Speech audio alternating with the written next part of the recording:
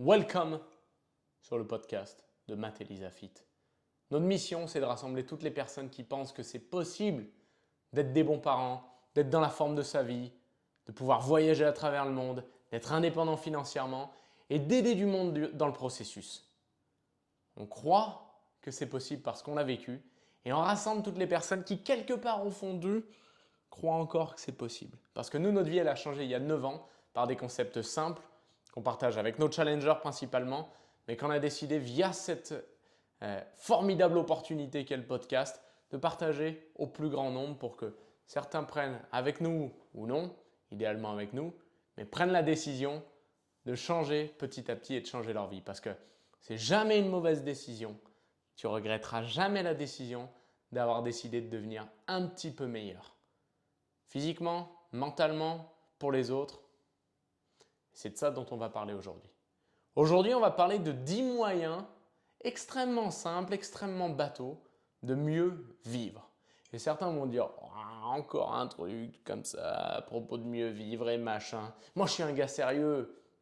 Moi, je parle business. Moi, je parle compta. Moi, je parle technologie. Eh bien, devine quoi? C'est qu'un seul des aspects de la vie. Quelle est la meilleure manière d'orienter sa vie? Cite-moi une meilleure manière d'orienter sa vie que d'essayer de devenir meilleur et d'essayer d'améliorer sa vie. Il y a une phrase qui dit « Je prends soin de moi ». La phrase, elle dit comme ça. « Prends soin de toi pour moi, je prends soin de moi pour toi ». Dans un monde où tout le monde prend soin de lui, on a beaucoup moins à s'occuper de qui que ce soit. Et c'est pas égoïste, au contraire.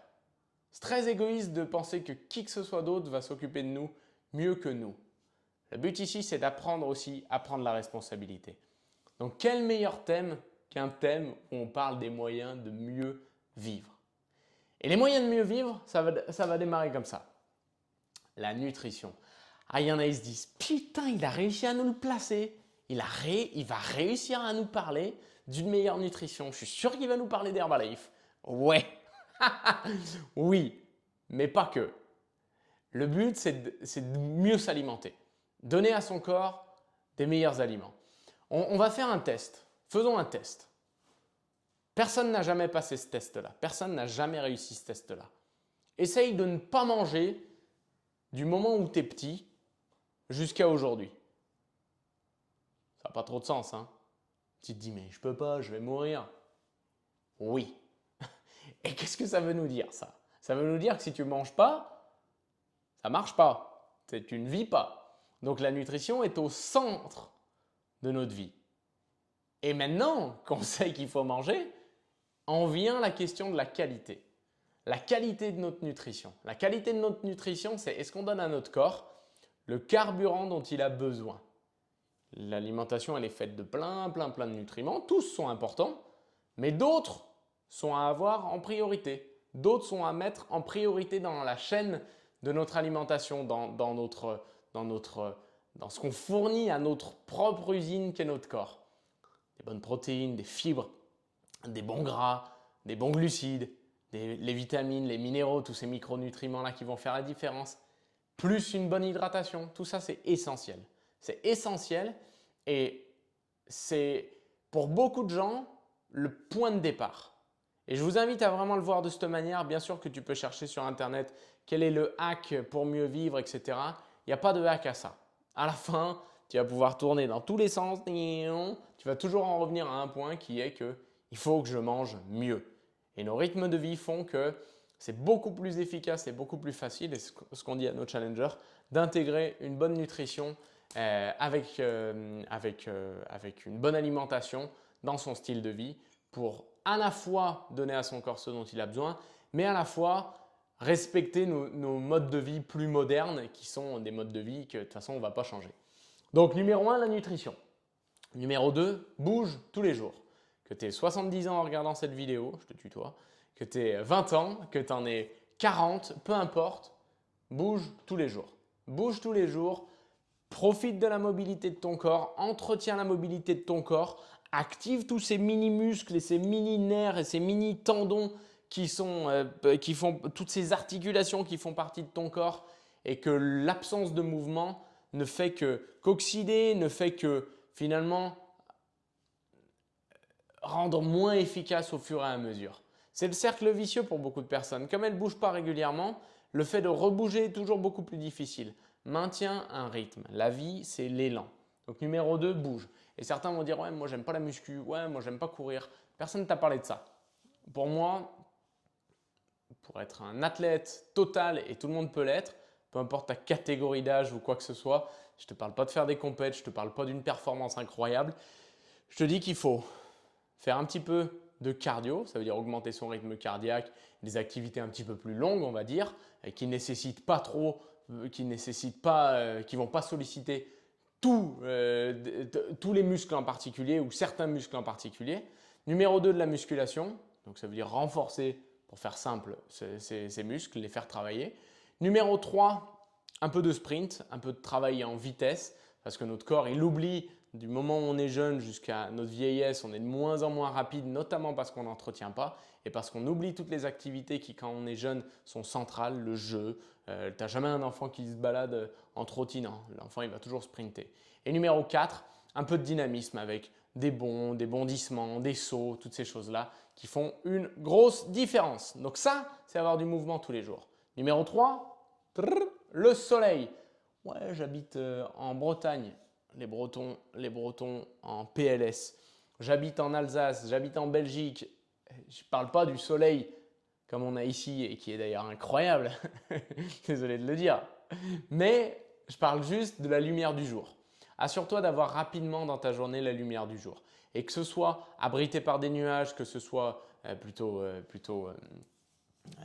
abrité par des nuages, ce n'est pas le bon terme, mais vous comprenez, que ce soit derrière des nuages, que ce soit avec de la pluie, quoi qu'il arrive, la lumière du jour sera toujours meilleure pour toi que la lumière artificielle parce que ça envoie un signal à tes yeux, puis ton cerveau, puis ton corps tout entier que le rythme de la journée est lancé et que c'est le moment d'être actif.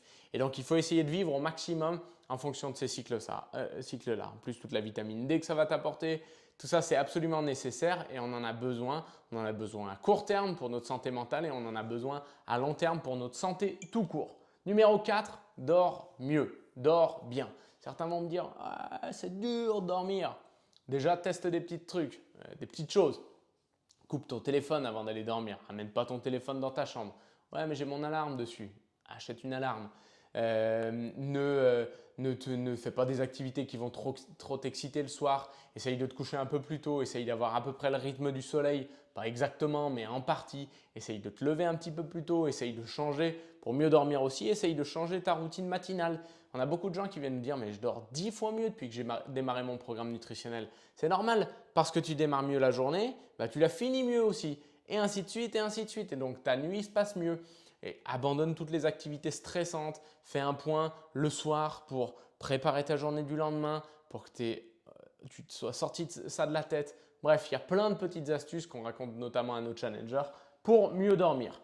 Numéro 5, et mieux manger, ça t'aide à mieux dormir, largement. Numéro 5, apprends tous les jours. Je regarde là parce que je suis un pro, je suis un YouTuber. Pas du tout, pas du tout. Je suis un distributeur indépendant Herbalife.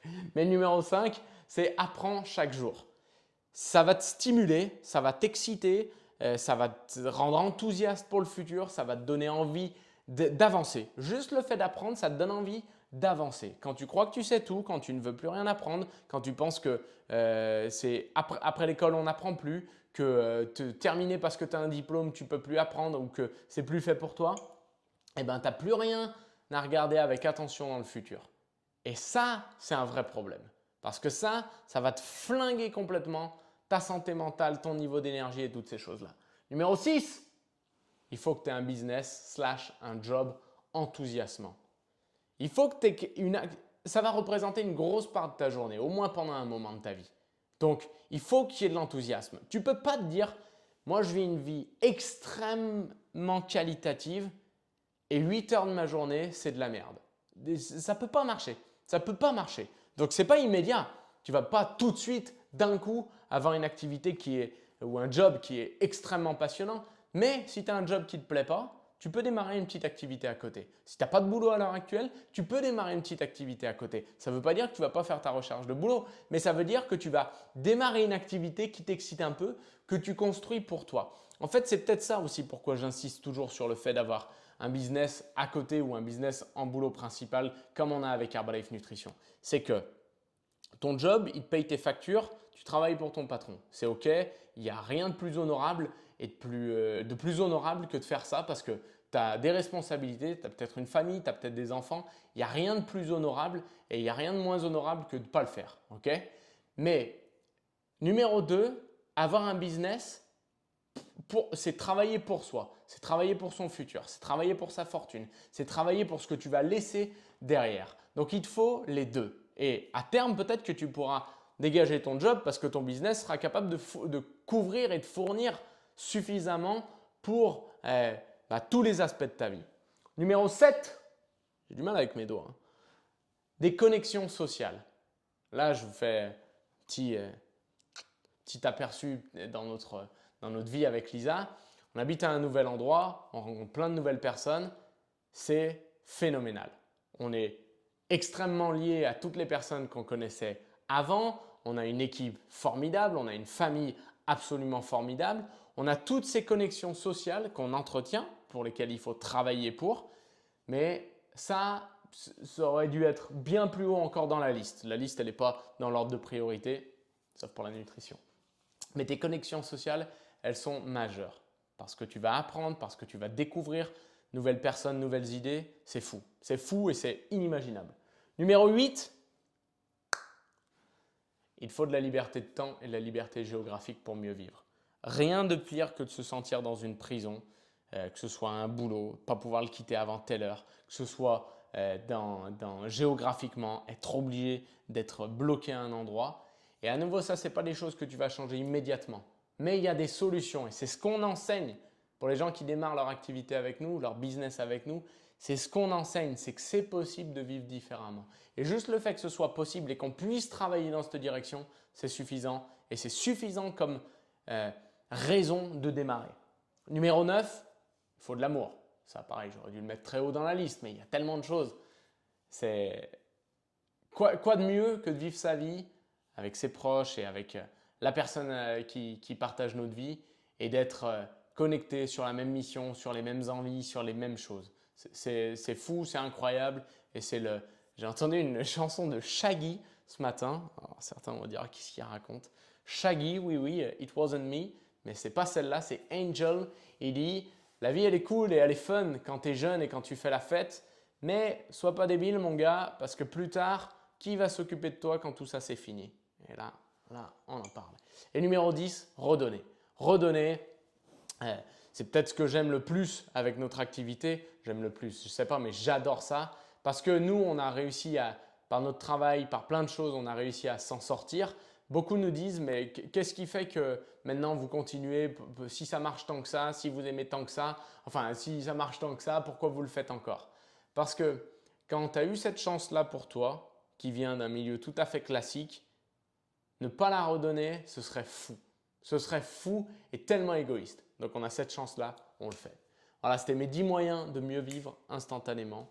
Et à nouveau, ici le but c'est de rassembler toutes les personnes qui ont envie d'un petit peu plus et qui pensent que c'est possible de tout combiner, qu'on n'est pas obligé de toujours faire des choix et qu'on peut vivre cette vie à fond et qu'on peut vivre la grande vie. Abonnez-vous, mettez un petit like, un petit commentaire, ça me fait plaisir et ça me permet de me dire que je ne le fais pas dans le vent, même si je vais le faire quoi qu'il arrive. C'est toujours sympa. Je vais déguster ma petite barre. Les challengers, vous savez que la cookie, c'est autre chose. C'est autre chose.